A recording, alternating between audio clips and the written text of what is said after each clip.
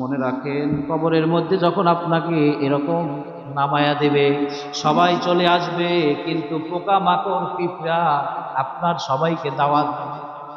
এক পিঁপড়া আর এক পিঁপড়াকে বলবে আমরা খাবার পেয়ে গেছি, এক পোকা বলবে আমরা খাবার পেয়ে গেছি, গোশতগুলা খাইবে, খাইতে খাইতে খাইতে খাইতে হাড্ডি পর্যন্ত যাইবে, গোশত শেষ, হাড্ডি পর্যন্ত এরকম করে কবরের সাথে মিশে যাবে।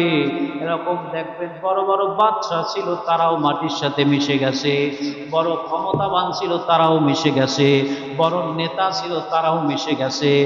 একদিন আপনারও মিশতে হবে, আমারও মিশতে হবে। তাইলে আল্লাহর নামে এই দুনিয়ার জমিন থেকে যেন একজন খাঁটি মুমিন মুসলমান না বানায়া আপনাকে আমাকে যেন আল্লাহ মরণের ডাক না দেয়, সকলে বলি আমিন।